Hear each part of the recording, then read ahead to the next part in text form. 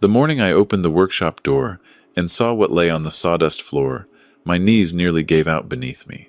I had to grip the frame of that old barn door, the one my father had hung in 1962, just to keep myself upright. 43 years of working wood, 43 years of Canadian winters and prairie summers in that shop outside Red Deer, and I had never once felt the kind of cold that ran through me in that moment. Drop your province or your country in the comments below, friends, and tell me where you are listening from tonight. Stay with me, because what I am about to tell you still wakes me in the middle of the night, even now, 2 years later. My name is Walter. I am 67 years old, a retired pipe fitter who spent 31 years on the oil patch up near Fort McMurray before my knees told me it was time to come home. My wife Margaret passed in the autumn of 2021, breast cancer that moved faster than any of us thought possible. After she was gone, the only thing that kept me from drinking myself into the grave was the woodworking shop behind our bungalow, the one I had built with my own 2 hands, the summer we moved to that quarter section outside Red Deer in 1989. 60 acres of good Alberta land, a creek running through the back, and a stand of black walnut my father had planted when he first bought the property after the war. Those trees were my inheritance, and I had been letting a few of them reach maturity, thinking one day I might mill them down and build something truly fine. A dining table, a blanket chest, something my daughter Caroline could pass down to her own children. Caroline was my only child, 38 years old, married 6 years to a man named Trevor who worked in commercial real estate down in Calgary. I had never been entirely easy around my son-in-law. He was the sort who always had an angle, always a new investment opportunity, always something he wanted to pitch at Sunday dinner. Margaret had liked him well enough, or at least she had tried to for Caroline's sake. Me, I kept my counsel. A man does not need to love his daughter's husband. He only needs to tolerate him and keep watch. That Tuesday in late October was one of those gentle prairie days when the leaves on the poplars were still hanging on, the sky that washed out blue you only see in autumn out here. I had driven into town to pick up a new set of chisels at the Home Hardware on the main drag. I had been saving up for them for months, a proper Lee Valley set that cost me the better part of $400, and I was feeling good about myself for once. I had my coffee from Tim Hortons in the truck. I had money in my pocket from my pension check, and for the first time since Margaret's funeral, I was thinking about a project that might bring me joy instead of just keeping my hands busy. I was standing at the till when I noticed the woman in front of me. She was small, maybe 80 years old, with a kerchief tied under her chin the old country way, the way my own mother used to wear. She had a tin of wood stain, a small package of sandpaper, and a single brass hinge set down on the counter. The young fellow behind the register had told her the total, and she was counting out coins. Quarters, dimes, nickels. Her hands were trembling, and I watched her count that change 3 times before she set it down and looked up at him with a kind of quiet shame I recognized in my bones. "I am $12 short," she said, so softly I almost could not hear her. "I can leave the hinge. I will come back for it next week." Something in me moved before I even thought about it. I stepped forward and set my chisels on the counter beside her little pile. "I will get hers too, son," I said to the cashier. "Ring it all together." The old woman turned to me, and I will tell you the honest truth. The look on her face was not the look of a woman who was grateful. It was the look of a woman who was studying me. Her eyes were pale gray, almost silver, and they held mine for a long moment before she spoke. "You are a kind man," she said. "What is your name?"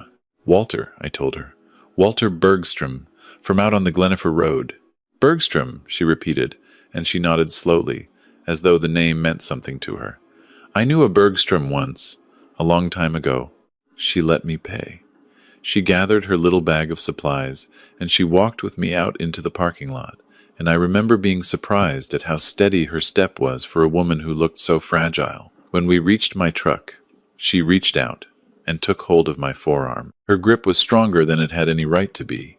She looked up at me, and those pale gray eyes had gone sharp as a chisel's edge. "Walter," she said, and her voice was different now, lower, urgent.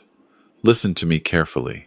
When your daughter's husband comes to your shop this week, and he will come this week, you will let him take whatever he asks for. You will not argue with him. You will not question him. But after he leaves, after his truck has gone down your laneway, do not sweep the sawdust off the workshop floor. Not that night, not until morning. Do you understand me?" I stared at her. I thought for a moment she must be one of those old souls who had gone wandering in her mind, the way they sometimes do. But her eyes were clear, clearer than mine, I suspect. "Ma'am," I said carefully, "I do not know what you are talking about. My son-in-law has not been up to my place in months. He does not have much use for an old man's workshop." She squeezed my arm harder. "He will come, before the week is out. You mark my words, Walter Bergstrom. And when he is gone, do not touch that sawdust until the sun is up." Then she let go of my arm, nodded at me once, and walked off toward an old beige Chevrolet parked at the far end of the lot. I stood there with my bag of chisels in my hand, watching her go, and I felt the strangest sensation crawling up my spine, like someone had walked over my grave. I drove home that afternoon, and I did not think much more about it. The old woman was confused, I told myself. She had mistaken me for someone else. Bergstrom is not an uncommon name on the prairies, where half the farmers are Scandinavian by blood. I unloaded my chisels in the shop. I put a pot of stew on the stove, and I watched the Oilers game that night with a beer and my old border collie Duke at my feet. I did not think about her again until Thursday. Thursday afternoon, around 3 o'clock, I heard a truck coming up my laneway. Not the mail truck, which I know by sound. Something heavier.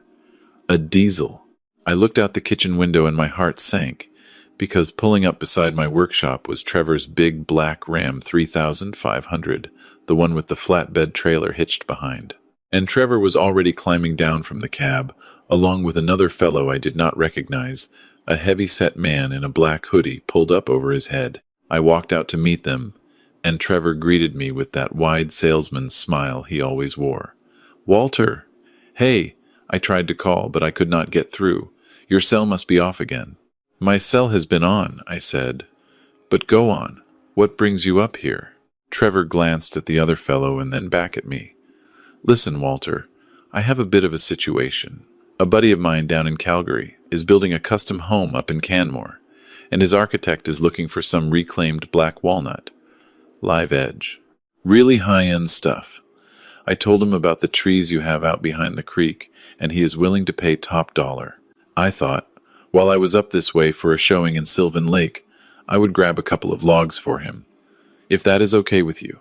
I felt the old woman's words at the back of my neck like a cold hand. "You will let him take whatever he asks for. You will not argue with him." "How much is he paying?" I asked, just to hear what Trevor would say. Trevor waved his hand. "We are still working that out. I will cut you in, do not worry about that. Right now, I just want to get him a sample so he can see the quality." A sample. Trevor had a flatbed trailer and a man I did not know, and he called that a sample. But I nodded, and I told him to help himself. I told him the chainsaw was on the hook by the side door, and the straps were in the blue bin. I told him to mind the electric fence at the creek bottom because the bulls were out. Trevor gave me a quick hug, the kind of hug a man gives when he is glad he does not have to work for something.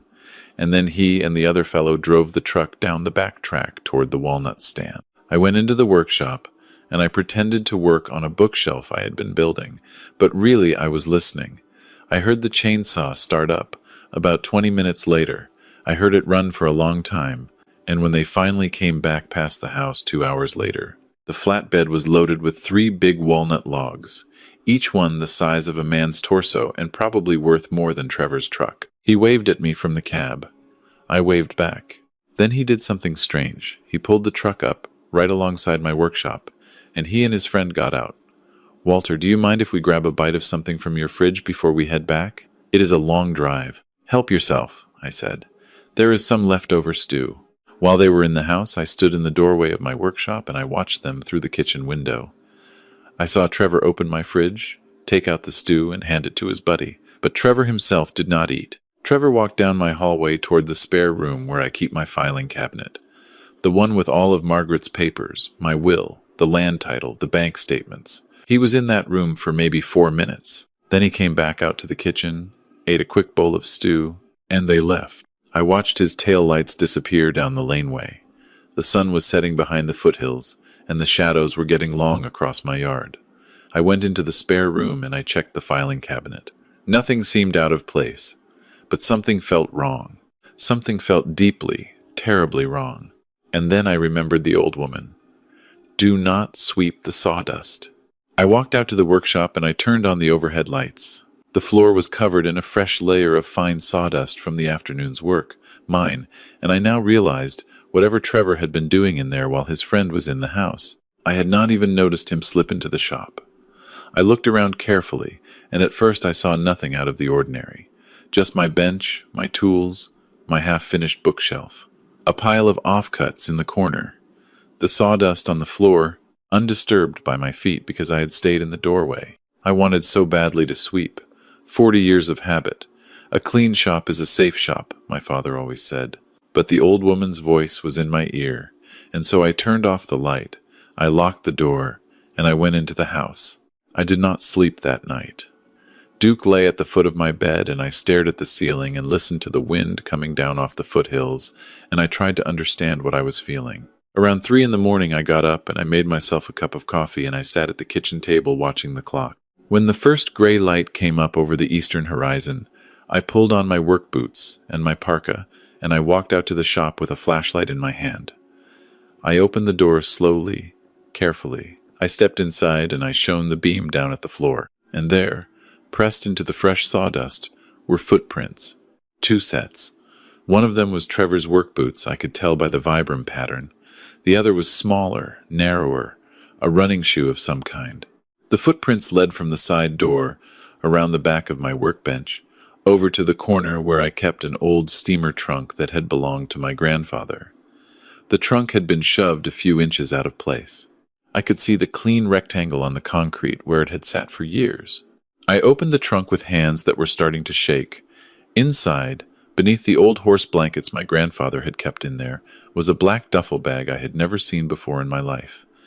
I unzipped it slowly. Inside that bag were 4 bricks of what looked to me like compressed white powder, each one wrapped in plastic and duct tape. Along with them was a scale, a box of small Ziploc baggies, and an envelope stuffed with Canadian $100 bills, maybe $20,000? At a glance. I sat down on the concrete floor of my workshop, and I put my head in my hands. I understood everything now, everything. Trevor was going to call the RCMP. Or worse, he was going to tell Caroline that her father had been keeping terrible secrets, that the old man was slipping in his mind, that he needed to be declared incompetent and put into a home. Either way, the land would end up in Trevor's hands. 60 acres outside Red Deer, worth close to $2 million, with the commercial corridor pushing north out of town. The black walnut stand alone was worth a fortune, and he had already begun stripping that. But the real prize was the land itself, and the easiest way to get it was to have the old man locked up, whether in a prison or a care home. But I had not swept the floor. The footprints were there, his and someone else's, probably the fellow in the hoodie. The trunk had been moved, and a man who was secretly dealing drugs would hardly let a stranger help him hide his stash in a footprint-laden floor. A man would hide his own stash, alone, in secret. I took out my phone and I photographed everything. The footprints, the duffel bag, the contents, the trunk. I took pictures of the fresh saw marks where Trevor had cut my walnut, the way the cuts were made hastily, wastefully, the way a man cuts when he does not own the trees and does not care about them. I went into the spare room and I checked the filing cabinet again, carefully this time, and I found what I had missed the night before. My will, the one Margaret and I had made together in 2015, had been replaced. Someone had taken the original and put a new one in its place. The new one left everything to Trevor and Caroline jointly, and specifically named Trevor as the executor and the trustee of any estate. My own signature was forged on the bottom, a reasonable forgery, but not a perfect one. I understood then that this had been planned for a long time. Months, maybe longer. He had been waiting for the right moment. He had waited until Margaret was gone, until I was isolated and grieving and alone with my grief. He had been patient. I drove into Red Deer that morning.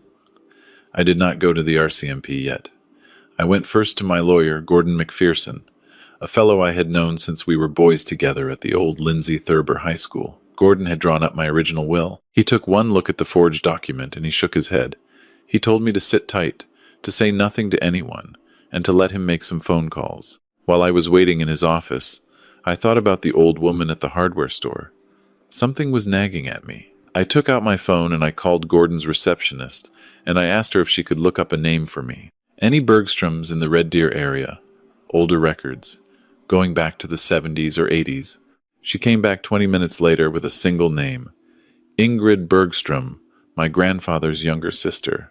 She had married a man named Halverson and moved up to Rocky Mountain House in 1958. I had never met her. My father had had a falling out with her over something to do with the homestead before I was born, and the two branches of the family had never spoken again. I drove out to Rocky Mountain House that afternoon. I found her in a little bungalow on the edge of town, and when she opened the door, those pale gray eyes met mine, and she nodded as though she had been expecting me. "Come in, Walter," she said. "I will put the kettle on." Over tea at her kitchen table, Ingrid told me the story. In 1974, her own son, a young man named Eric, had come home from working the rigs down in Texas. He had been gone for 3 years and had come back with a pretty American wife and a head full of schemes. Eric had convinced Ingrid and her husband to sign over their farm for what he called tax planning. Within 6 months, Eric and his wife had sold the land, left Ingrid and her husband with nothing, and moved back to Texas. Ingrid's husband died of a heart attack the following winter, in a rented suite above a hardware store in town. Ingrid had spent every day of the last 50 years watching for the same thing to happen to someone else. "I saw Trevor at the hardware store on Tuesday morning," she told me. "An hour before you came in, he was buying a brick of rat poison and a roll of duct tape and a bag of cable ties. A man does not buy those things for home repairs, Walter. A man buys those things for other purposes. And when I heard him ask the cashier about your place, about whether anyone had seen old Bergstrom in town lately, I followed him out to the parking lot, and I memorized his license plate. I looked up your name in the phone book that afternoon. I had been planning to come out to your place Wednesday morning. But then there you were, standing behind me in the till, paying for my stain and my hinge, and I thought the good Lord had put you in my path for a reason." She reached across the table and she took my hand in both of hers. Her hands were soft and thin as tissue paper. I could not save my own husband. I could not save my own farm, but I could save yours. I could at least do that much. I sat at her kitchen table and I cried. The first real cry I had cried since Margaret's funeral. I went to the RCMP detachment that evening. I gave them the photographs. I gave them the duffel bag. I gave them the forged will. They told me to go home and to act normal, to say nothing to Caroline, to let them do their work. It took them 11 days. On the 12th day, the RCMP arrested Trevor outside his office in Calgary. They found the rest of his operation in a storage unit in northeast Calgary. Cocaine mostly, with some fentanyl mixed in, which is the part that still keeps me up at night, because that is the stuff that is killing our young people across this whole country. Trevor was charged with trafficking, forgery, fraud, and attempted murder. The attempted murder charge came from a journal they found on his laptop, in which he had detailed a plan to poison me over the Christmas holidays and make it look like a heart attack. His friend in the hoodie, a man named Dale Rocha, was picked up a day later at the border trying to cross into Montana. Caroline came out to the farm the day after the arrest. She was wrecked. 29 weeks pregnant with her first child, my grandson, and her husband was in custody, and her whole life was in ruins. She sat at my kitchen table and she wept, and I held her the way I had held her when she was a little girl, and I told her it would be all right. I told her she would come and live with me until the baby was born, and that was what she did. My grandson was born in January of that year. We named him Oscar, after my father.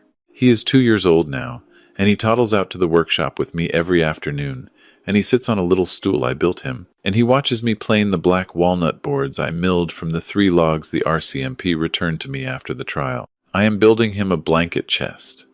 I am carving his name into the lid. Caroline filed for divorce. Trevor took a plea deal and will not be out until Oscar is almost ready for university. Caroline and I do not talk about him much. Some things you have to leave behind in order to go forward. Ingrid passed away last summer peacefully in her sleep. She left me a letter that Gordon delivered after the funeral. In the letter, she told me that seeing Oscar in my arms at her 90th birthday party was the happiest day of her life since her husband's death. She said that God is slow but not blind, and that sometimes he uses an old woman with $12 of missing change to answer a prayer that someone did not even know they were praying. I have thought about that often over these last 2 years. I have thought about how a small act of kindness, a $44 bag of wood stain and a brass hinge, saved my land, my life, and my daughter's future.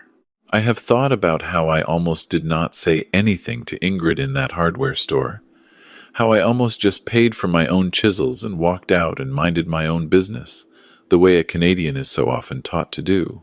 How close I came to losing everything, not because I did wrong, but because I almost did not do the small right thing. I want to leave you with this, friends. Whatever province you are listening from tonight, whatever country, whatever age you are, whatever troubles you are carrying, be kind to the stranger in front of you, in line. You do not know what they have been watching for. You do not know what they are trying to warn you about. You do not know whose grandfather, whose daughter, whose unborn grandchild might be saved because you opened your wallet for $12 worth of nails and hinges.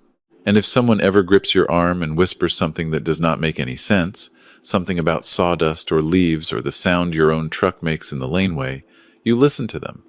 You listen to them hard. Because out here on the Canadian prairies, the wind carries more than just the cold. It carries warnings, if you know how to hear them. And the good Lord still uses ordinary people, standing in ordinary lines at ordinary hardware stores, to do extraordinary things. Oscar is calling me from the back porch. He wants to come out and see what his grandfather is building. I will set down my phone now and I will go to him, and I will lift him up onto his little stool, and I will show him the grain of the walnut and how it caught the light this morning. Thank you for listening to my story. If it meant something to you, share it with someone you love, and tell me in the comments below where you are listening from and whether anyone has ever whispered a warning in your ear that you are grateful you listened to. I read every comment, and I will be here waiting for yours. God bless you, and good night from Red Deer, Alberta.